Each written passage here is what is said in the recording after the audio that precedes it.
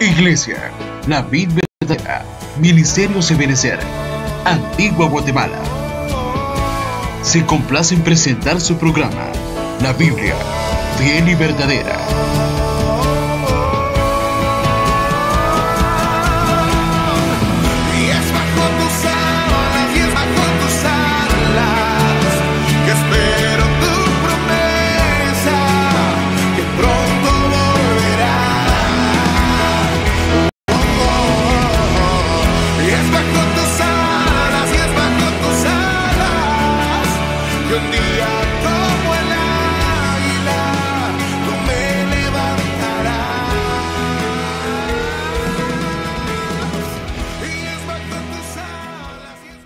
Ahora, Señor, todas las áreas, los niños, los prejuveniles, los bebés, Señor, sonido, servidores, cocina, todo en el nombre de Jesús está sometido a ti porque es para ti, Señor, en el nombre de Jesús. Y te pido que esta palabra llegue hasta nuestros espíritus y que pueda hacer una transformación incluso en nuestros cuerpos. En el nombre de Jesús, gracias, Señor. Amén y amén. Hoy le quiero hablar de ese tema que está ahí el título ya y que dice: no desmayes, persevera. Y he estado pensando mucho acerca de lo duro que está la situación últimamente a nivel mundial y cómo todos los escenarios se van poniendo en su lugar para lo que es lo que la Biblia describe el aparecimiento del anticristo. Y entonces uno puede darse cuenta cómo sutilmente el enemigo ha ido metiendo un montón de cosas que son preocupantes. Son preocupantes. El hecho, por ejemplo, de que, por decirle un ejemplo, en Argentina hicieron un estudio y dice que el 30% de la gente que se compromete para matrimonio ya no se casa. O sea, se comprometieron y del 30% de esas personas deciden al final ya no contraer matrimonio. ¿Por qué? Porque esa es una maquinaria que el enemigo viene estructurando para que los heterosexuales ya no se casen y los que se casen ahora sean los homosexuales. O sea, ellos pelean por sus derechos de casarse y de tener un matrimonio en común, y los que deberían de estarse casando no se quieren casar. Como que el enemigo quiere poner las cosas de cabeza.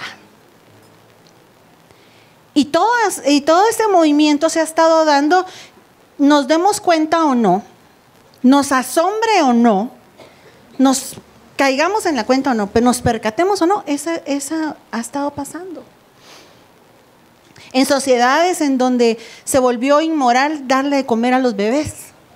Porque ¿qué es lo que hace la mamá cuando está amamantando al bebé? Está dando de comer, ¿va? Pero es inmoral hacerlo en público. Pero hacen concursos de gays besándose. Y eso nadie puede decir nada, porque usted levántese a decir algo y usted es homofóbico y es un montón de cosas indeseables. ¿Qué le pasó a la sociedad? ¿Dónde quedó la educación? ¿Dónde quedó la moral? Ciertamente el enemigo ha trabajado fino. Yo tuve oportunidad de ver un video en donde en México ya están metiendo y la ideología esta por medio de material impreso que les dan a los niños en sala cuna. En Nueva York hay una propuesta ya para que los niños que nazcan sin género, dicen ellos, para que ellos decidan cuando sean grandes qué quieren ser. O sea, ya no se va a poder asentar a la niña como niña y al niño como niño. Súmele a esto el hecho de que quieren legalizar el aborto. ¿Qué le espera a nuestras? Eso es lo que uno se pone a pensar. Los que ya tenemos hijos grandes, pues tal vez no tanto como los que todavía están pensando en procrear y tener hijos, o los que tienen a sus niños pequeños en formación todavía. Pero uno piensa en nietos también, ¿verdad? Yo platiqué con una señora el día viernes.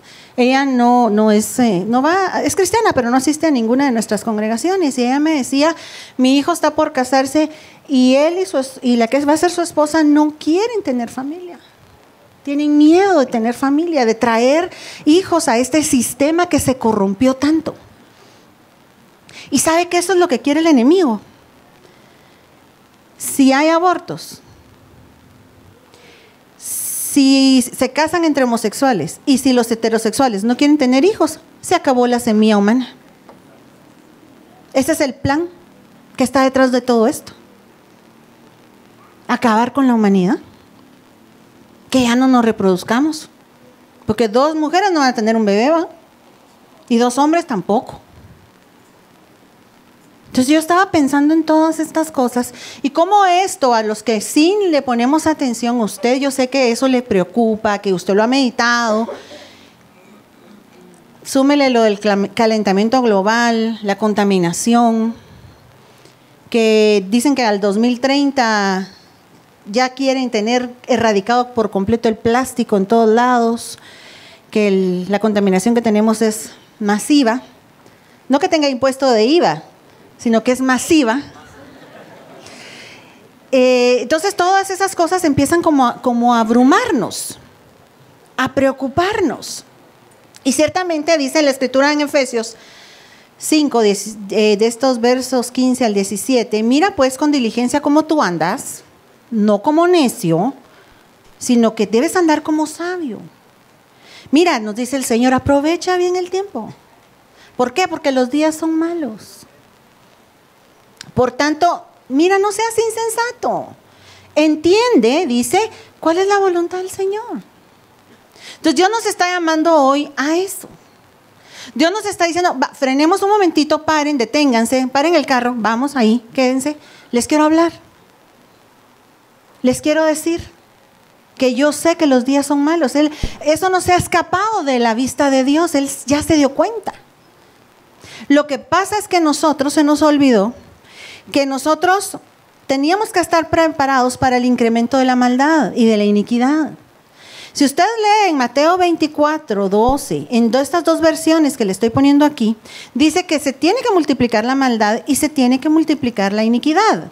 Y cuando leemos en ese mismo Mateo, pero unos capítulos antes, en el 10:22, dice que nosotros tenemos que perseverar hasta el fin, a pesar de que el amor de muchos se va a enfriar. Tenemos que hacer un énfasis en perseverar hasta el fin, porque de eso se trata esta carrera. De que nosotros alcancemos al final lo que empezamos cuando nosotros conocimos al Señor.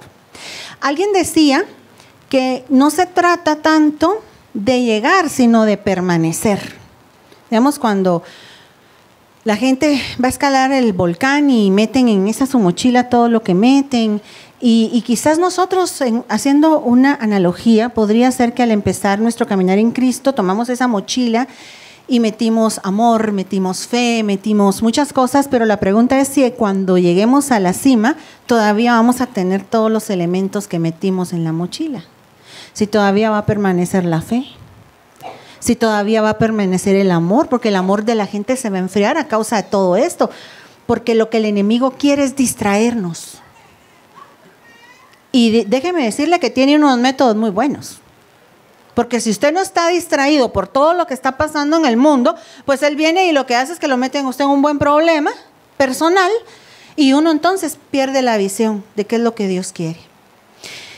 Sin embargo, nunca se le olvide lo que dice Lucas 21:28, que cuando estas cosas comiencen a suceder, nosotros lo que tenemos que hacer es erguirnos, levantar la cabeza, porque eso significa que nuestro Señor está a las puertas.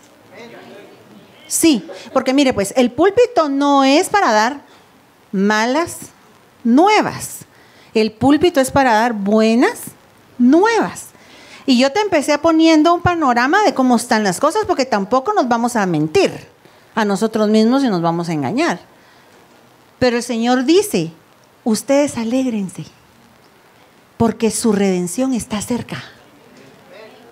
¿Cuántos quieren esa redención y la esperan? La Escritura dice que nosotros tenemos que amar su venida y que esa es una corona que nosotros vamos a tener aquel día. ¿Cuántos tienen esa corona? Hay que amar la venida del Señor, esperar con todo, porque mire, aunque nosotros nos muriéramos, es decir, nos durmiéramos, es decir, se interrumpieran nuestros signos vitales, si usted esperó con amor la venida del Señor, usted tiene garantizada esa corona. Yo la quiero. Mi anhelo y mi corazón está esperanzado en ese día, en que Él, que no miente, va a regresar por su iglesia, porque Él dijo: voy a ir allá a preparar morada para que ustedes estén en donde yo estoy, con mi Padre. Entonces no puede ser que ahora prediquemos que el Señor no viene. Al contrario, no nos pueden quitar esa esperanza. Es que si no estuviera el Señor para aferrarnos a Él en medio de esta ola que vino, quizás no de bendición, si ese ataque que vino del anticristo contra toda la humanidad, ¿de qué estuviéramos agarrados? Él es el que nos levanta cada mañana, Él es el que nos esfuerza, Él es nuestra mirada, hacia Él es que caminamos día con día. Él es nuestra única esperanza. Hay una cosa aquí que me llama la atención y que dice: erguíos. Quiere decir que esta persona no está erguida. Dios nos está hablando a nosotros y nos está diciendo: ¿sabes algo, hijo? Te has cargado tanto con tus problemas personales, te has cargado tanto con lo que ves que pasa en la humanidad, te has cargado tanto incluso con el pecado que hay en la iglesia, que ya no estás erguido. Tu mirada está para la tierra y te volviste terrenal. Tenemos que tener sumo cuidado de no volvernos terrenales. Es bien fácil volverse uno terrenal pensando en las cosas nada más de acá de la tierra. Rodrigo se burlaba de mí porque, bueno, no sé, él me hizo una broma, ¿no? Porque ayer resulta que yo tuve un problema familiar fuerte, no con su pastor, no tenga pena. Me golpeó una realidad que vi el día de ayer y entonces me dio el telele, ustedes, me iba a desmayar. Entonces Rodrigo en la noche cuando me vio estudiando me dijo: mamá, ¿y cómo se llama tu tema? No temas ni desmayes. Y yo me metí la carcajada porque el tema se llamaba No desmayes, pero no me había puesto a pensar en eso. Que al primero que Dios le habla es a uno.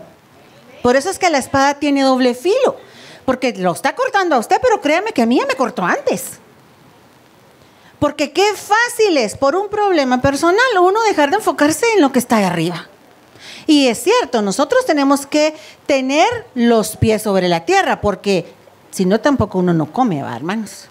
Si nos ponemos una bata blanca de monje y nos vamos a un monte y nos ponemos a meditar con las piernas en flor de loto, no de lote, de loto, y nos ponemos a hacer... entonces nuestros hijos, ¿de qué van a comer, va? ¿De qué nos vamos a vestir y de qué vamos a tener todas las cosas que necesitamos para subsistir? O sea, los pies en la tierra, pero la cabeza en el cielo, hermanos. Con las maletas hechas, porque ya nos vamos. Esperando la gloriosa venida de nuestro Señor por nosotros. Entonces el Señor nos dice hoy: dejen de estar viendo para abajo. Erguíos. Levanten su cabeza. Yo le decía hace un momento, como dice esta cita de Hebreos 12, del 1 al 2, que dos cosas que pudiera ser que nos tengan viendo para la tierra es el peso y el pecado.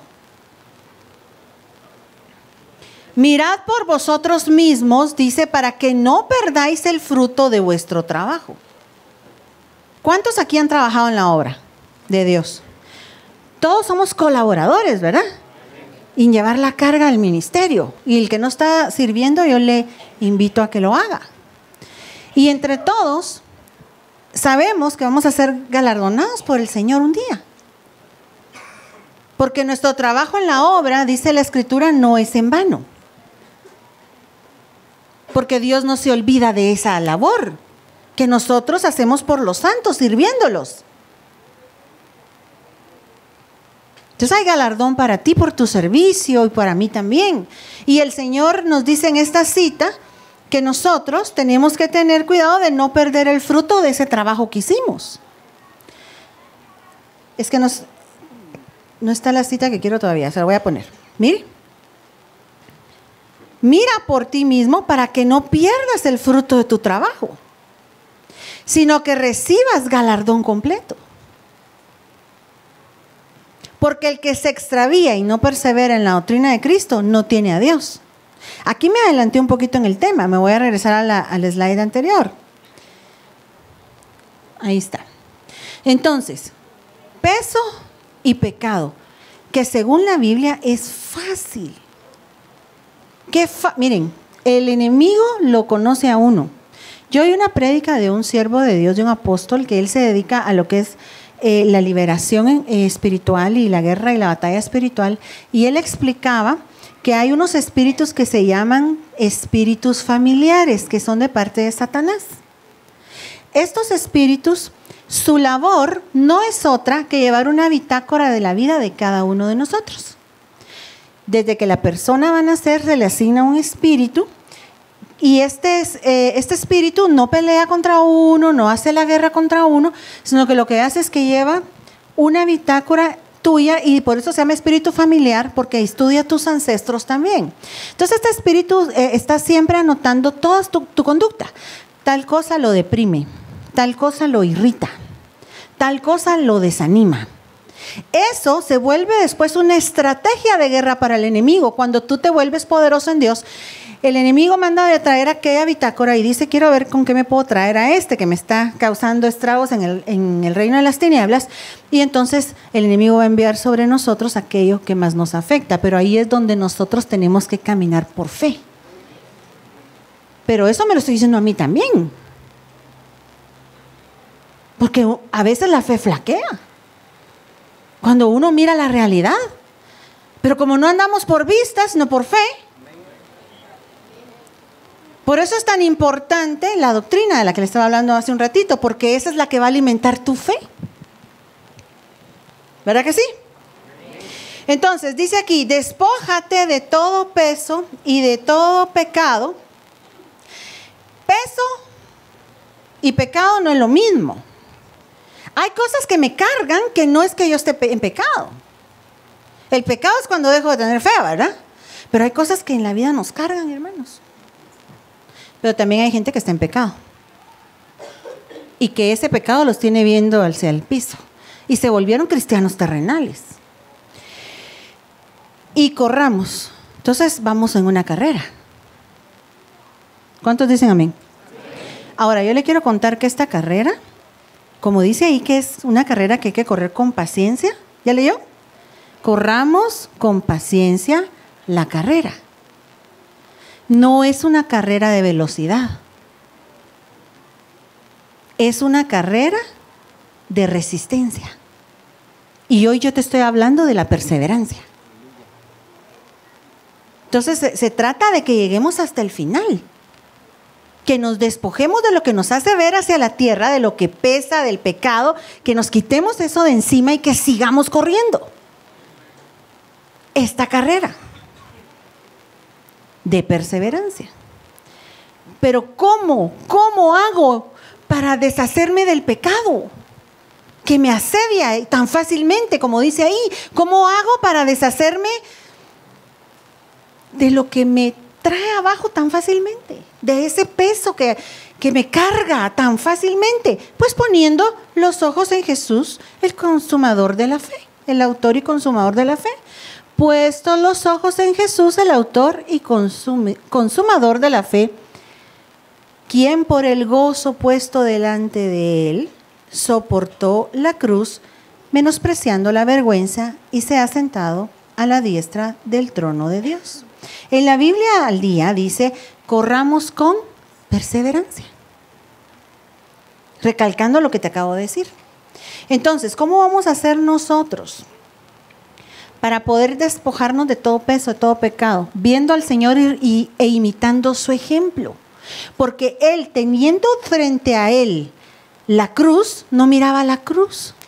Él miraba lo que venía después.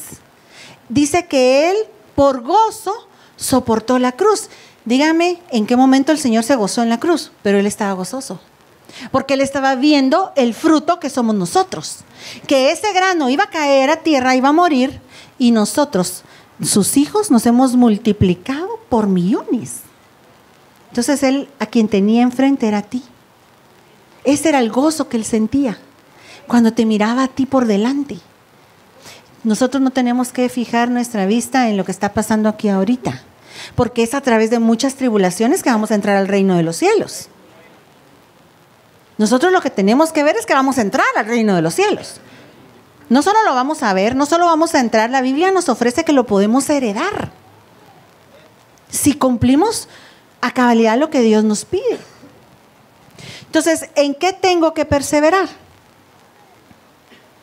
¿En qué tengo que perseverar? En mi fe, en mi doctrina, en la enseñanza, porque doctrina significa enseñanza, significa instrucción. Esa instrucción que usted tiene es la que lo va a mantener firme en tiempos de dificultad. Dice esta cita de 2 de Juan 1, del 8 al 9, mira por vosotros mismos, para que lo que te había dicho, para que no pierdas el fruto de tu trabajo, sino que recibas galardón completo, porque el que se extravía y no persevera en la doctrina de Cristo no tiene a Dios. El que persevera en la doctrina de Cristo tiene al Padre y al Hijo. ¿Cuál es el gran peligro de no perseverar en lo que creemos? Porque bien fácil nos pueden venir a querer vender aquí una doctrina distinta. ¿Cuál es el riesgo? Es que si nosotros seguimos una doctrina que no es bíblica o que está contaminada, vamos a decir así, porque mire, el enemigo para venderte una doctrina le tiene que meter algo de verdad y le revuelve algo por ahí, porque si no, ¿quién se la toma, va? Es una leche adulterada. Desead como niños recién nacidos, dice, la leche no adulterada para que crezcáis para salvación. ¿Qué es lo que nos va a hacer crecer para salvación? Una doctrina sana, correcta, adecuada. Eso es lo que nos va a hacer crecer. Pero ¿qué pasa si a esa leche le echan otras cosas? Como cuando venden crema, que dicen que más que crema le están vendiendo a uno maicena. Diluyen la maicena y eso es lo que le venden. Por eso es que es tan barata la tal crema, y que si no era crema, ahora tiene crema, porque si no, no te la podrías comer, pero viene adulterada. Entonces, ¿qué es lo que nos estamos comiendo? Ahora, ¿quién de aquí se salvó por doctrina? Nadie, ¿verdad? Nosotros nos salvamos por haber aceptado a Cristo. La doctrina, porque eso podría ser el argumento de alguien. Ay, pero ¿qué importa si ya acepté a Cristo? Pero la Biblia deja ver en 1 Timoteo 4:16, en estas dos versiones, que tenemos que tener cuidado de nosotros mismos, de la doctrina que elige, que significa enseñanza, que nosotros tenemos que perseverar, nuevamente está esa palabrita ahí, en cuidar esa doctrina, porque haciendo esto nosotros vamos a asegurar nuestra salvación. Entonces, nadie se salva por doctrina, pero sí se puede perder por una doctrina errónea. Ahí está el detalle, que tenemos que ser sumamente cuidadosos de qué comemos. ¿Y sabe con qué se come? Cuando en cuanto a lo que es la palabra, ¿saben con qué se come? Con los oídos. En el libro de Job dice que los oídos gustan la palabra. Usted tiene que aprender y acostumbrar su paladar a lo que come, para que cuando le quieran dar algo que no es de Dios, usted lo pueda escupir y decir, eso no es bíblico. Eso, porque pudiera ser que esté muy bien arreglado el plato. ¿No le ha pasado a usted que hay unos platillos que usted dice, ¡ala, qué rico se ve eso! Porque te entra por el color, te entra por el aroma, y cuando lo probaste no tenía sabor. El paladar acostumbrado a la buena comida, el paladar, tu oído acostumbrado a la sana doctrina, tiene que rechazar en el nombre de Jesús todo aquello que no venga de Él.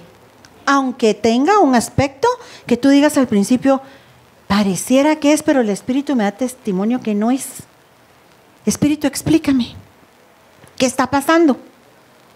Ten cuidado, porque si tú haces eso, te salvarás a ti mismo y a los que te oyen. No lo estoy diciendo yo, solo dice esa cita. Ten cuidado, dice, porque entonces vas a asegurar tu salvación. Ay, hermana, yo no sabía que yo tenía que asegurar mi salvación. Déjeme decirle que sí. La salvación es una sola, pero va en facetas. Cuando Cristo entró a morar en ti, tú le abriste tu corazón a Cristo, esa salvación resucitó tu espíritu, que estaba muerto en sus delitos y pecados. Pero el alma todavía está en un proceso de salvación. Por eso dice que recibamos la leche, ¿verdad? No adulterada, con la cual podemos crecer para salvación. También el apóstol Jacobo en Santiago dice que nosotros tenemos que recibir de los que nos predican con mansedumbre la palabra implantada, con la cual podemos llegar a salvar nuestras almas. Y le está hablando a cristianos. Porque aquella salvación que entró al espíritu, que es la parte más íntima tuya, debe rebalsar e inundar el alma. Y eso va a salvar incluso tu cuerpo. Porque a la final trompeta vamos a ser transformados. Y entonces va a pasar lo que dice el apóstol Pablo, que la muerte va a ser sorbida en victoria. Pero yo así no lo entiendo. Entonces usted póngale en vez de sorbida, porque tal vez a usted le pasa igual que a mí, y va a ser absorbida. La muerte va a ser absorbida porque el espíritu va a chupar al alma y el alma al cuerpo. Y ahí es donde nos van a dar vuelta como un calcetín y nos van a dar un cuerpo nuevo. Y entonces se va a dar se va a completar el círculo de la salvación. Pero tenemos que tener cuidado y perseverar, porque hay quienes podrían abortar el proceso. Por eso la Biblia dice, si el justo con dificultad se salva, ¿qué será del impío y el pecador? Ahí miro yo 3 categorías de cristianos, bueno, de personas. El pecador vendría a ser el irredento que no ha aceptado a Cristo. No tiene salvación eterna. El justo, el cristiano que se está consagrando, pero en medio miro yo al tibio, al que ni es frío ni caliente. Si el cristiano consagrado con dificultad se salva, ¿qué va a ser del cristiano mal portado y del pecador? Los está poniendo a ellos dos en el mismo rango. Porque qué topados. Nosotros nos estamos consagrando y los cristianos y tezuelas que hacen lo que quieren y nos van a dar lo mismo al final. ¿Será justo eso? No, entonces el Señor pone 3 categorías. Y nos está diciendo a nosotros que perseveremos. Una de las primeras cosas en las que tenemos que perseverar es en la doctrina. Y tiene que ser la doctrina apostólica. Porque dice esta cita de Hechos 2:42 que los de la iglesia del principio perseveraban en la doctrina, pero de la de los apóstoles. Porque doctrinas, ¿cuántas hay? Interpretaciones de la Biblia, ¿cuántas hay? Mire, yo conocí una persona que se emborrachaba y era pastor. Entonces, cuando se ponía bien bolo, no podía predicar, ¿va? Entonces llamaba a una persona de la congregación, ni siquiera él, porque él estaba tendido. La esposa llamaba a una persona de la congregación y le decía, mire, le toca predicar, ¿verdad? ¿Y qué pasó? Pues que aquel no puede porque está indispuesto. Al principio quizás el hermano pues no notó, ¿verdad? Pero cuando se empezó a dar cuenta al pasar el tiempo, que lo que pasaba era que el pastor estaba alcoholizado, ¿verdad? Y entonces el Espíritu le empezó a hablar a esta persona que ya no cubriera en esa forma al pastor. Entonces viene y le habla a él, a la esposa de él. Mire cómo se puede tergiversar la doctrina. Por eso tiene que ser la doctrina de los apóstoles. Porque alguien nos tiene que ir enseñando adelante, hermanos. Mostrándonos la luz. Ellos son como aquellos capitanes que van adelante del pueblo en la batalla y que reciben la primera voz. Y escuchan. Y entonces solo cuando el apóstol proclama el 31 de diciembre, lo que él está haciendo es eso. Él escucha la voz y solo la repite. Y cada batallón tiene un hombre que va a cargo y va repitiendo la misma orden. ¡Alto! ¡Alto! ¡Alto! Entonces somos los ministros a cargo de cada batallón que vamos repitiendo la orden. Tiempo de reposo. Tiempo de reposo. tiempo de reposo se va escuchando en todo el ejército. Entonces, esta mujer, cuando este varón le dijo, mire, yo me siento mal de estar predicando y él está bolo, pues. Entonces ella le dijo, ¿acaso los hijos de Noé no cubrieron a su padre cuando estaba bolo?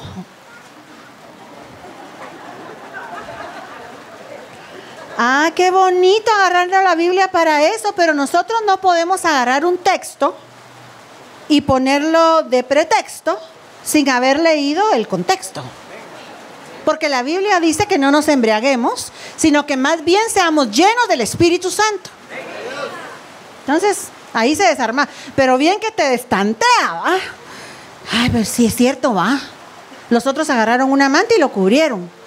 Entonces yo tengo que cubrir a este bandido. Tenemos que permanecer perseverando en la doctrina apostólica como nos fue enseñada. Y en la comunión de unos con otros. Misma cita.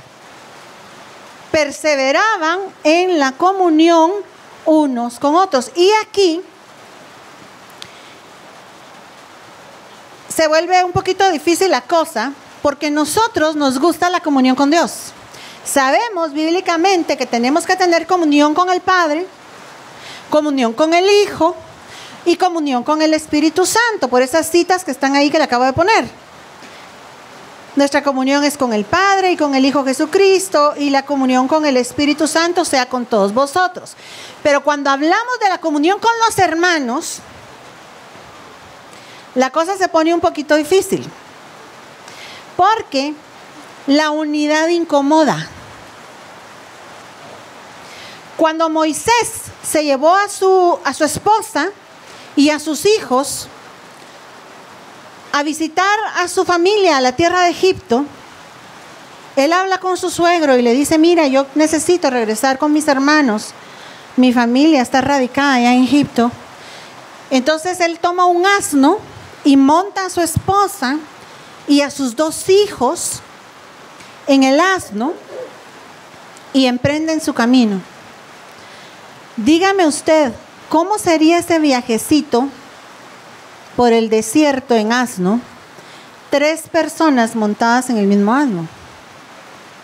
¿Sabe de qué habla el asno? De la terquedad humana. Y Dios nos está diciendo que dejemos nuestra terquedad, que nos montemos en ella y que tenemos que tener comunión, nos guste o no nos guste, con los hermanos. Ay, hermanas, que viera, cuando estamos así de pegaditos en el asno, el hermano cómo huele de fuerte, ¿verdad? Yo le pongo ejemplos naturales, pero usted páselo a lo espiritual, ¿verdad? Ay, hermana, es que viera que el hermano está muy gordito. Y entonces cuando andamos juntos en el asno, yo ando a la pura ley de Ignacio. Ya sabe cuál es esa, no se la digo. Si no, cuéntele el que está a la par cuál es la ley de Ignacio. De como el otro está muy gordito, y el otro se va cayendo, ¿eh?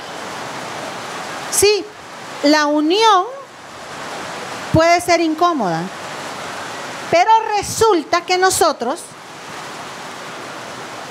somos parte de un mismo cuerpo.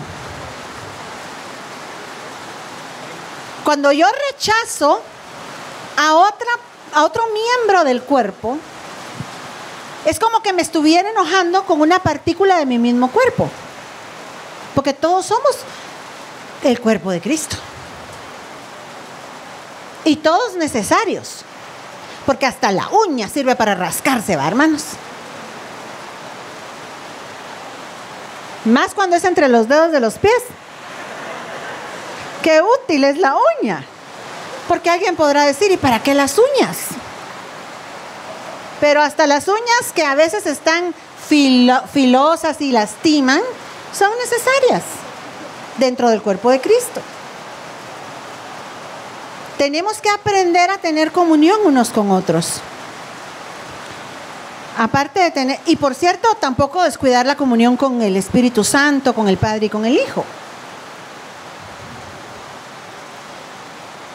Aquí está un ejemplo de los roces que pudieran haber cuando hay mucha comunión.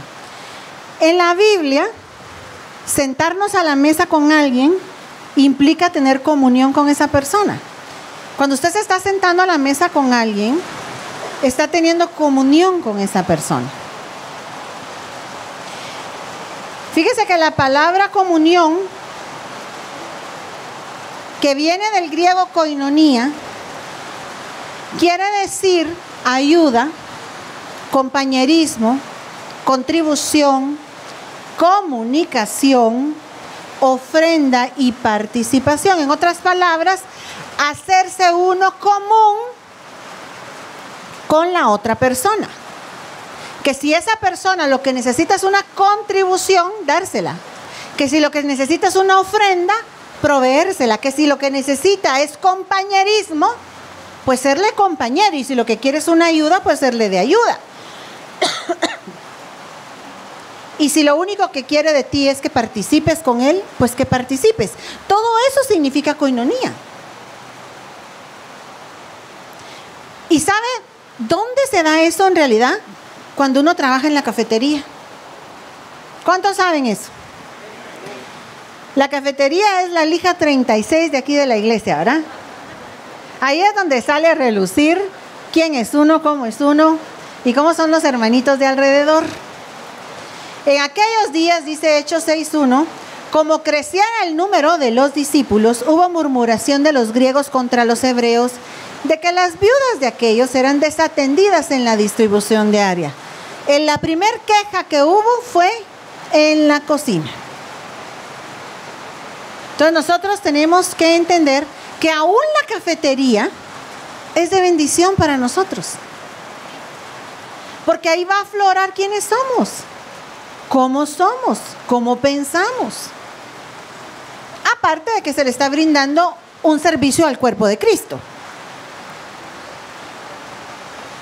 Y la cita de 1 Corintios 12:27 que le decía que nosotros somos parte del cuerpo de Cristo, pero quiero llamar su atención a la palabra ahí individualmente. Porque aunque somos parte del cuerpo, no perdemos nuestra individualidad. ¿Sí? Cada quien en la función que le toca, el que es ojo, pues siga viendo, ¿verdad? Y el que es boca, pues siga hablando. Y el que es corazón, pues siga bombeando. Pero todos somos unos parte de otros. Por eso si alguien está con gozo, yo me gozo con esa persona. Y si alguien está con tristeza, pues yo lloro con esa persona, porque somos parte del mismo cuerpo. Pero eso no quiere decir que yo pierda mi individualidad. Porque eso sí, para la hora del juicio vamos a ser juzgados individualmente. Pero déjeme decirle que usted tiene que perseverar en la comunión y evitar la comunión, como dice esta cita de 1 Corintios 5, del 9 al 11, y evitar la comunión con aquellos que diciéndose ser cristianos no lo son. No te juntes con los fornicarios, dice, no absolutamente con los fornicarios de este mundo, o con los avaros, o con los ladrones, o con los idólatras, porque si ese fuera el caso, a ti te sería necesario tomar una nave espacial y salir del planeta. Más bien te escribí que no te juntes con ninguno que, llamándose hermano, esté en fornicación, sea avaro, idólatra, maldiciente, borracho o ladrón. Con ese dice ni comas. Porque la comida, como le expliqué, es koinonía, es comunión, es conocernos. Otra cosa que nosotros tenemos que hacer con perseverancia es la participación de nosotros en la Santa Cena. Tanto el bautismo en agua como la Santa Cena están relacionados a la muerte y resurrección de nuestro Señor Jesucristo. Usted lea los versículos donde habla del bautismo y dice, sepultados juntamente con Él, por eso tiene que ser sumergido.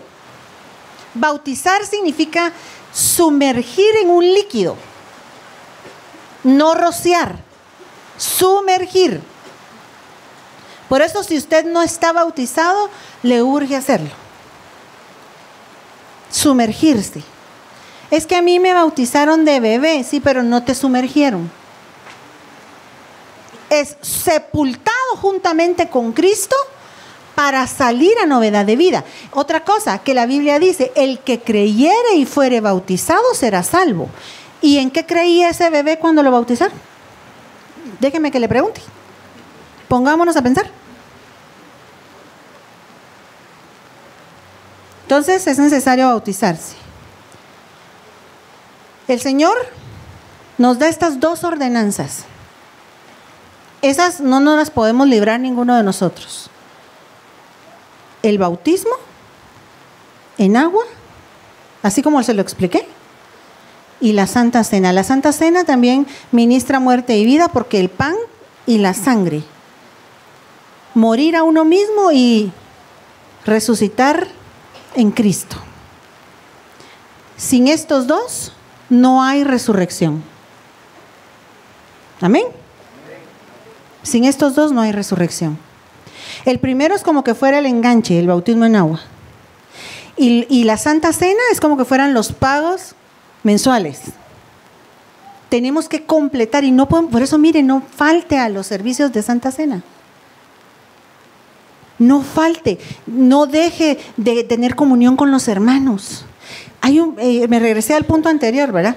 Hay un versículo que dice que cuando nosotros tenemos comunión unos con otros, la sangre de Cristo nos limpia de todo pecado. Eso lo explicó el apóstol Juan en una de sus epístolas, haciendo referencia a la sangre que bombea el cuerpo y la riega así en todo el cuerpo. Cuando nosotros nos metemos en la iglesia y tenemos comunión con los hermanos, pero comunión, ¿verdad? No solo venir a sentarse, luego si te vi no te conozco y darte la vuelta a irte. Comunión con los hermanos, entonces su sangre que está bombeando dentro del cuerpo nos limpia de todo pecado. Qué lindo, ¿verdad? Y la Santa Cena, que es la sangre de Cristo, que nos hace partícipes de la naturaleza de Él. Entonces el bautismo en agua, primer paso, Santa Cena. Y la otra de esta misma cita son las oraciones. Otra de las cosas en las que nosotros tenemos que perseverar es en la oración. Y oraciones hay diferentes facetas. No están aquí todas, pero unas de ellas, en 1 Timoteo 2:1, dice, exhorto ante todo que se hagan súplicas, oraciones, intercesiones y acciones de gracias. Son diferentes formas de comunicación con Dios. No es lo mismo que yo entre a suplicarle a alguien a que a platicar con alguien de alguna cosa. Porque a veces uno está orando, pero está orando, vamos a decir, en modo tranquilo, y estás platicando con Dios, porque la Biblia dice en 1 Tesalonicenses 5:17 que oremos sin cesar. Y sin cesar es con perseverancia, sin parar en ningún momento. Eso implica, hermana, que si estás lavando tus trastos, estás hablando con el Señor. Los hermanos, ¿qué ejemplo ponemos? Que si están jugando fútbol, a eso les gusta, ¿verdad? Señor, que este gol sea en tu nombre, Padre. Padre, que no se me baje el mosh, Señor, porque me están enojando estos. Me están enojando, dicen los que están jugando fútbol. Nosotras como no nos enojamos. ¿Y por qué se ríen los hombres? No, hermanos, no sean así. Entonces, que nuestra oración sea no sin cesar, ¿va, hermanos? Sin cesar.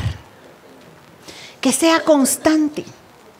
Constantemente orando. Pero en esas oraciones hay oraciones que son, pues, que tú le hablas a Dios.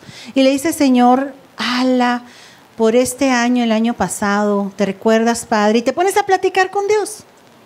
Incesantemente. Pero aparte es cuando tú suplicas. Cuando te postras y le dices, Padre, en el nombre de Jesús, por favor, Padre, ten piedad. Si tu hijo está enfermo, tu oración cambia y se vuelve una súplica. Por poner un ejemplo. Entonces ahí nos está diciendo súplicas, nos está diciendo oraciones. Intercesión es cuando uno ora por alguien más. Que uno está diciéndole, Señor, acuérdate del hermano aquel que está postrado. Señor, ten piedad de él, mira su molestia, su dolencia.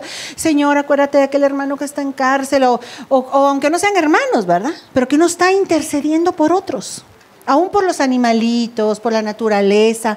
Pero que Dios nos mire interceder por otros. Y la última es cuando tú tienes un corazón agradecido y eso se vuelve una oración delante de Dios.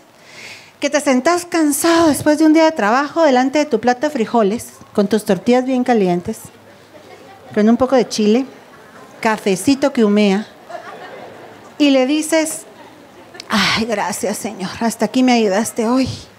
¡Hala, Señor, de las que me libras! Y empezás, es una oración también. Es una oración que haces en la mañana cuando abres los ojos y decís, amanecí otra vez. Padre, gracias, porque estoy respirando, porque hay gente que hoy ya no amaneció. Pero tú me das, ¿sabe que el hecho de que nosotros amanezcamos un día más implica que tenemos un día más para arrepentirnos? Para estar mejor delante de Dios, para ponernos a cuenta. Entonces es válido, ¿ah? Papito lindo, te acordaste de mí, Señor, y me dejaste con vida un día más. Que haya gratitud. Esa perseverancia de todas estas oraciones deben subir delante de Dios constantemente. ¿Cuánto se agrada a Dios de un corazón agradecido? Fíjese que cuando uno es malagradecido, detiene la mano de Dios para ayudarlo a uno. Se vuelve un dique que detiene la bendición que viene. Cuando uno está quejándose de todo, a la gran, este carro, pero a la gran chucha, hombre. Ay, Dios, ganas de tirarte me dan, le dice al carro. Pero no se pone a pensar que hay quienes no tienen, ¿va? Y que en tiempo de lluvia les toca andar en moto. Pero también está el que alega por la moto, ¿va? Qué desgracia, yo en moto y lloviendo. Y entonces viene el de la bicicleta y dice, dichoso el de la moto. Rapidito va a llegar a su casa. Y entonces viene el que va a pie y dice, ay, qué lujo esa bicicleta de este que va y ve. Porque me estoy metiendo una empapada horrible. Y entonces pasa el que está en silla de ruedas y dice, ay, qué lujo el de ese señor que camina. Qué dicha tiene. Yo no puedo caminar. ¿No será que siempre tenemos algo que agradecerle a Dios? Entonces, cuando el que diga, Señor, no importa que no pueda caminar, la cosa es que tú me has tenido en tu favor y me has mostrado tu amor y soy salvo, entonces Dios le va a conceder caminar por su agradecimiento. Y cuando el que camina diga, Señor, gracias porque no tengo ni moto, ni carro, ni bicicleta, pero estas dos piernas que me has dado me llevan y me traen y me bendice ser. Además estoy más ejercitada que esos haraganes. Entonces Dios va a decir, bueno, es tiempo de darle un vehículo a este, ¿verdad? Porque es agradecido. Porque al que es agradecido no le hace daño las cosas. Dios quiere que seamos agradecidos en todo. En todo. Y que eso sea con perseverancia. Otra de las cosas es unánimes en el templo, porque la Biblia dice que cuando nosotros dejamos de congregarnos, nos podemos acostumbrar a ello. Es bien fácil acostumbrarnos a dejar de venir al templo. Tenemos que hacer de esto un ejercicio. Eso es como el atleta, ¿verdad? El atleta no se da tregua. No se da descanso, más que dice que descansan un día a la semana para que el músculo crezca. En esta iglesia todos los días hay actividades. Eso estábamos platicando con esta misma señora que le estaba contando. Me dijo, ¿ustedes qué día no tienen actividades en su iglesia? Pues no le puedo decir un día porque todos los días hay algo. El que tenga necesidad y se sienta con necesidad de Dios y esté pasando una prueba fuerte y quiere estar en la casa de Dios todos los días aquí, todos los días tenemos actividades, excepto pues que los viernes es en las casas, ¿va? Son los discipulados. Pero de ahí, los lunes tenemos discipulados, los viernes también, va. Y los martes y jueves y domingos tenemos cultos. Y los miércoles hay intercesión y hay discipulado, discipuladores. Y los días sábados tenemos damas, jóvenes, matrimonios, repasos de danza, de la alabanza y oración el día sábado también. O sea, hermano, el que quiera recibir no tiene que ir a buscar otro lado. Aquí tenemos menú completo para que perseverando nos unamos al templo. Unánimes cada día en el templo y partiendo el pan en las casas, comían juntos con alegría y sencillez de corazón. Entonces, yo le invito a que usted no deje de congregarse. Otra de las cosas en la que tenemos que dejar de perseverar es en defender la gracia de Dios, porque el pacto que nos dio Jesucristo es el pacto de la gracia. Y andan movimientos por ahí que quieren judaizarnos. Y nosotros tenemos que defender la gracia. Dice aquí, y terminada la reunión de la sinagoga, muchos de los judíos y de los prosélitos temerosos de Dios siguieron a Pablo y a Bernabé, quienes hablándoles les instaban a dejar la ley, vamos a decir así, porque ellos eran prosélitos y eran judíos. Los instaron a dejar la ley y empezar a perseverar en la gracia de nuestro Señor Jesucristo. Porque, mira hermano, los que son de las obras de la ley están bajo maldición, dice Gálatas 3:10. ¿Por qué? Porque la Biblia decía, maldito todo el que permanece en las cosas escritas en el libro de la ley para hacerlas. ¿Pero por qué? Porque el Señor ya nos redimió de esa maldición. Dice Gálatas 3:13, habiéndose hecho maldición por nosotros. Pues escrito está, maldito todo el que cuelga de un madero. Por eso es que nosotros no usamos la simbología de la cruz. Porque la simbología de la cruz es de maldición. O sea, Él fue a la cruz y se hizo maldición por nosotros para que nosotros no fuéramos hechos maldición. Entonces, ¿por qué vamos a andar con cruces? Ese es todo por el mismo precio. Pero en cuanto a lo que es la ley, la Biblia dice, cualquiera que guarda toda la ley, por eso es que la ley era maldición. Cualquiera que guarda toda la ley, pero tropieza en un solo punto de la ley, se hace culpable de todos. Y eran 613 preceptos. Y había uno que decía que si se dejaba de cumplir uno de los 612, era como que no hubiera hecho nada. Y se hacía culpable de todos. Porque la ley no era el fin. Dice la Escritura que la ley solo es un ayo. Un ayo es una nodriza, una tutora, una niñera, pues. Eso era en lo que el niño crecía, hasta que viniera el hijo de la promesa, que era nuestro Señor Jesucristo. La ley era como una normativa, como que dijeran, no. Le decían al niño, no toque el enchufe porque se va a electrocutar, venga para acá. No, camine tan cerca de la piscina porque no se ahoga. Esa era la función de la ley. Era un gran no.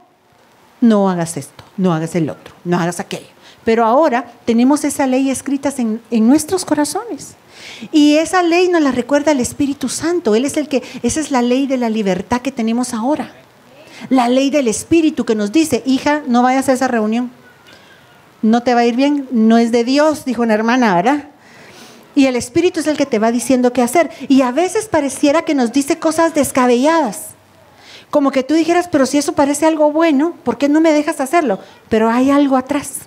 Y el Señor lo está permitiendo y te dice, no, eso no. Pero no, yo te estoy diciendo que no, yo sé por qué. Porque Dios es el único que tiene todos los elementos de juicio. Y ahora tenemos esa ley adentro de nosotros. Hay cosas que para usted son dañinas que para mí no. Y hay cosas que para mí son dañinas que para usted no. Alguien que estuvo inmerso en la pornografía, pero ese sí estaba bautizado en la pornografía, por no decir sumergido. Quizás si va a ver en algún programa algo de eso, le va a causar un daño irreversible. Quizás no está viendo un programa profesamente de eso, pero salieron desnudos en esa película y esa persona se va a ver afectada. Pero alguien que no participó de eso, pues dices, pasa la escena y ahí terminó, ¿verdad? Yo tuve un caso hay una película que yo les he dicho a las hermanas que es más romántica que el romance. Y entonces yo les decía, damas, ¿quiénes de ustedes han visto esa película? Porque si es una dosis así de enamoramiento, pero que los hombres saldrían empalagados. Y entonces, yo a la película, les soy honesta, yo no le miro pecado. Pues se trata de una pareja que se amó hasta la vejez. Entonces, hay una persona que acababa de enviudar cuando la película salió. Cuando esa persona vio la película, salió contaminada del cine. Así como, si la película no tiene nada de malo, ¿eh? Sí, pero como su herida estaba reciente, le revolvió todo. Y como ahí hablaba de un amor hasta la vejez, y esa persona se le acababa de morir su esposo, le causó un daño. Entonces hay cosas que a usted le causan daño que a mí no. Y hay cosas que a mí me causan daño que a usted no.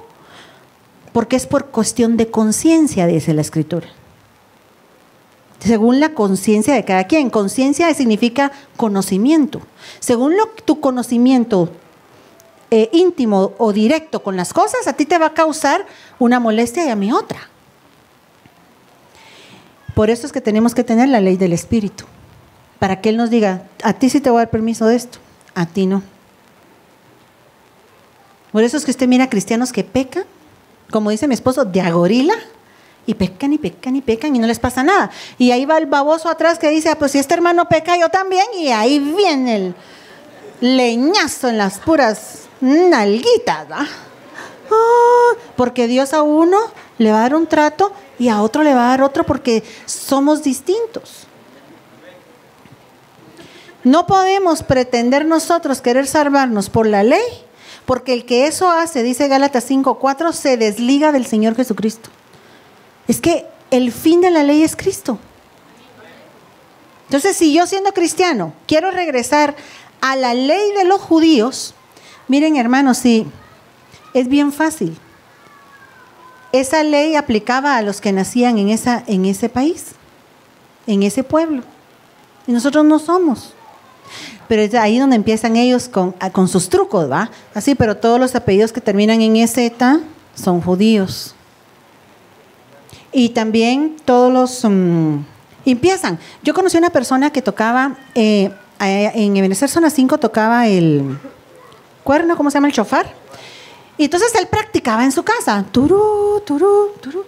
Y llegaron estos judaizantes y le dijeron, ¡ala! Nos trajo el sonido del shofar. ¿Cómo puedes negar tus raíces judías? Y le empezaron a hablar de cómo tocaba de lindo el shofar y lo judaizaron. Usted mira a la persona ahora, carga barba, talit y todas las cositas que ellos usan. Entonces nosotros tenemos que tener cuidado y permanecer en la gracia, porque el que no permanece en la gracia se desliga de Cristo. Cristo es el fin de la ley, dice Romanos 10:4, para justicia a todo aquel que cree. Entonces, a ellos Dios les dice, ustedes se dicen ser judíos y no lo son. Eso está en Apocalipsis. Lo que son es sinagoga de Satanás. Porque no puede ser que nosotros nos queramos levantar a querer terminar la obra del Señor metiendo nosotros otra vez a la ley. Nosotros somos del pacto de Abraham. La Biblia dice que los que somos de fe somos hijos de Abraham. Y el pacto fue antes que la ley. Y la ley que vino 400 y pico años después del pacto no invalida aquel pacto. Es como que eso es un paréntesis en medio. Nosotros quitamos ese paréntesis, nos lo saltamos y entramos en el pacto de la promesa. En hacer bien. Nunca deje de perseverar en hacer el bien. Dice que Dios va a pagar a cada uno conforme a sus obras. Vida eterna a los que perseveren en hacer las cosas bien. Busquen gloria, honra e inmortalidad, pero que también Él va a pagarle ira e enojo a los que pelean, porque contender es pelear, y no obedecen a la verdad, sino que obedecen a la injusticia. Este es del bien y ayuda mutua. Eso estaban estudiando los niños hoy allá abajo. Yo los estaba oyendo y no fue coincidencia que a ellos sus hijos les van a venir diciendo eso aprendimos, no, ¿verdad? No se olviden de hacer el bien y de la ayuda mutua, porque de tales sacrificios se agrada a Dios. Quiere decir que muchas veces va a ser un sacrificio. Hermanos, los que conducen automóvil, den la vía, por ejemplo, ¿verdad? Es hacerle un bien a otro, sin esperar nada a cambio. ¿Qué le quita? ¿Verdad? Estás en la gasolinera y ves que se va a parquear la persona a llenar el tanque y te le vas a rebasar y te le vas a meter. Ya viene primero. Hacer el bien. Hacer el bien. Que a la señora que estaba ahí en la bodegona se le cayó en la caja de cereal, recogérsela. de hacer el bien y de la ayuda mutua, no te olvides, persevera en eso. Persevera. No devuelvas tampoco mal cuando otro te ha hecho bien. Porque cuando uno hace eso, dice Proverbios 17:13, entonces el mal no se aparta de la casa de uno. Hasta de eso hay que tener cuidado.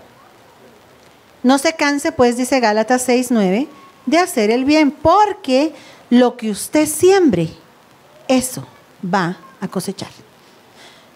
A mí me gusta mucho ceder la vía cuando voy en mi carro, y mi carro tiene esa bendición que a mí la gente pararme la vía, pero es lo que yo he sembrado. Que no se engañe el hombre. Dios no puede ser burlado. Lo que el hombre siembra, eso va a cosechar. Si usted quiere empezar a recibir amor, empiece a sembrar semillas de amor. No se canse de hacer el bien.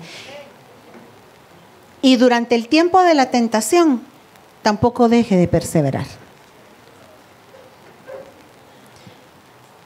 Bienaventurado el hombre que persevera bajo la prueba, porque una vez que haya sido aprobado, recibirá la corona. Esa misma cita en esta otra versión dice, bienaventurado el varón, pero puse la otra porque dice persevera, ¿verdad? Que persevera bajo la tentación. Porque cuando haya resistido, sí, hermana, muy bonito su consejo, pero ¿yo qué hago si estoy en tentación? No deje de orar. Velad y orad para que no entréis en tentación. Porque el espíritu humano está dispuesto para lo de Dios, pero el alma y el cuerpo, porque la carne es el alma y el cuerpo, es débil. Ay, no tengo ganas de ir hoy. Otros 5 minutos. Y se despierta y ya pasó el culto. Porque la carne es débil. Y el espíritu adentro, porque tenía hambre. Yo quería ir al culto. Yo quería recibir de lo del espíritu. Le voy a pedir a mis hermanos que nos empiecen a ministrar. Y todavía no le voy a hacer el llamado porque quiero que me ponga atención a lo que le voy a decir ahorita, solo con el teclado. Hay unos versículos que el Señor me motivaba a ponerlos, ya tenía hecho mi tema, ya estaba aquí en la iglesia y me los empezó a recordar. Y creo que son bien importantes y están relacionados a la perseverancia. En Ezequiel 33, Dios está hablando con Israel. Son 10 versículos. Ezequiel 33 del 10 al 20. Y le voy a resumir lo que dice ahí. Dios está poniendo a los hijos de él que se consagran de un lado y a los que no se consagran del otro lado. Y les está hablando a los dos grupos. Y les está diciendo a los que se han consagrado toda su vida, que si ellos son encontrados en falta, o sea, si tú fuiste piadoso, te portaste bien toda tu vida, pero al final eres encontrado en falta, el Señor dice, yo no te voy a perdonar. Y luego explica por qué. Porque lo mismo hago al revés. Cuando alguien se ha portado mal toda su vida y al final se arrepiente, yo lo perdono. Y entonces el pueblo de Israel se para y dicen, eso no es justo. Porque para nosotros puede parecer injusto, pero Dios nos está dando hasta una razón. Tú pues, hijo de hombre, di a la casa de Israel, vosotros habéis hablado así diciendo, nuestras rebeliones y nuestros pecados están sobre nosotros y a causa de ellos somos consumidos. ¿Cómo pues viviremos? Diles, vivo yo, dice Jehová el Señor, que no quiero la muerte del impío. El impío es el cristiano mal portado. Sino que quiero que el cristiano mal portado regrese al camino y que viva. Vuélvanse de sus malos caminos. ¿Por qué han de morir casa de Israel? Y tú, hijo de hombre, di a los hijos de tu pueblo, la justicia del justo, oiga, no lo librará el día que se me revele. Y la impiedad del impío tampoco le va a ser estorbo el día que se vuelva de su impiedad. Y el justo no podrá vivir por su justicia el día que peque. Cuando yo le diga al justo, de cierto vivirás, y él, confiado en que no ha pecado hasta aquí, ¿verdad?, venga y peque, todas sus justicias ya no serán recordadas. Así como Dios ya no se recuerda del pecado. Por eso yo le estoy diciendo que la perseverancia es tan importante. No se trata de llegar, hermanos, se trata de permanecer. El que crea estar firme, mire que no caiga. Y el que lo cree es Él. No es Dios el que lo está declarando. El que esté firme, mire que no caiga, no dice ese versículo. El que crea a Él que está firme, mire que no caiga. Y hoy Dios nos está llamando a un reinicio. Hoy Dios nos está llamando a que nosotros, como cuando Dios le dijo a estas gentes de Israel, cuando yo le diga al impío, de cierto morirás, si él se convierte de su pecado e hiciere según el derecho y la justicia, si el impío restituyere la prenda, devolviere lo que hubiera robado, caminar en los estatutos de vida, no haciendo iniquidad, vivirá ciertamente y no me morirá, y ya no le voy a recordar ninguno de sus pecados con los que había cometido, pues hizo según el derecho y la justicia, vivirá ciertamente. Pero ahí es donde le digo que ellos alegaban, porque a nosotros eso no nos parece un trato justo, pero en realidad Dios está siendo equitativo, está siendo parejo. Y los hijos de Israel van a decir, no es recto el camino del Señor, el camino de ellos. Yo le invito a que usted no piense así hoy. Pasemos y digámosle, Señor, heme aquí porque yo quiero perseverar hoy.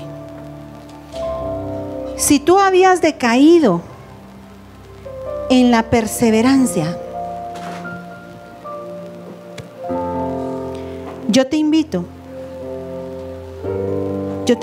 a que retomes el camino de la verdad. Que vuelvas tus pasos a Cristo. Mira, incluso puede ser que no sea pecado. Puede ser que sea peso solamente lo que te ha tenido viendo hacia la tierra. Hay algunos que van a ser por pecado, pero otros porque las circunstancias de la vida, lo que vemos alrededor a nivel mundial, o porque simplemente tenemos problemas personales. Hemos estado viendo hacia el suelo en vez de ver hacia Dios. Y el Señor hoy nos dice que corramos con perseverancia esta carrera. Y que retomemos todas estas cosas que Él nos vino puntualizando hoy, que nosotros tenemos que perseverar en la doctrina, en la gracia de Dios, en la comunión con los hermanos, en no dejar de congregarnos, en estar en santidad delante de Él cuando venga la tentación y la prueba. Cuando venga la tentación tenemos que orar, y cuando venga la prueba tenemos que permanecer también firmes.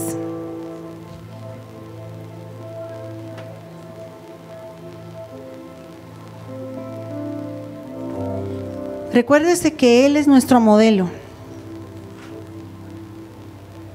que cuando vio la cruz, por el gozo puesto delante de Él, y nosotros estamos invitados igual que Él nos invitó ese día a seguir ese caminar, a decir, Señor, no importa los problemas, no importa que el mundo se esté destruyendo a sí mismo moralmente, físicamente, no importa que la gente de allá afuera no tenga esperanza. Vengo fijando mis ojos en ti, porque cuando tú estabas en esa cruz, tú fijaste tus ojos en mí y tú te recordaste de mí. Fije sus ojos en Él. Sigamos perseverando cada día, hermano, en el partimiento del pan, en las oraciones, en hacerle el bien a los demás, en prestar a esa ayuda mutua. Siga perseverando en la doctrina que se le ha enseñado, en la doctrina apostólica, sin fallarle al Señor, porque lo que Él te encuentre haciendo, así te va a calificar. Y si tú has hecho el bien y el bien y el bien y tuviste un desliz, yo te estoy diciendo hoy que todavía hay esperanza para ti. Que retomes. Vamos, en el nombre de Jesús. Tú tienes un plan divino. Cuando fuiste enviado a la tierra, no dejes que los que están alrededor tuyo te lo arrebaten, con lo que te dicen. No dejes que tu alma te arrastre a pensar otra cosa. Yo me lo estoy diciendo a mí misma también. El tiempo se acortó, estamos por partir y no podemos dejar que nos sigan cargando. Nada, ninguna circunstancia ni ningún pecado. Hoy ponemos todo peso delante de ti y fijo mis ojos en Cristo. Dígaselo. Yo quiero poner mis ojos en ti, Señor.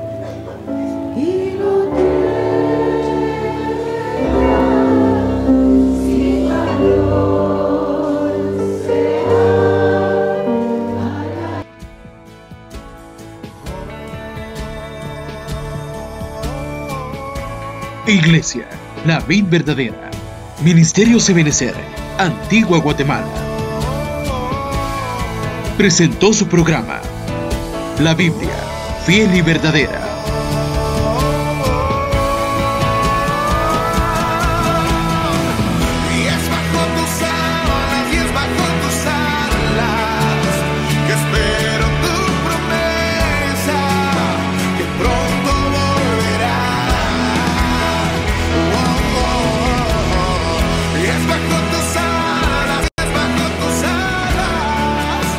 Un día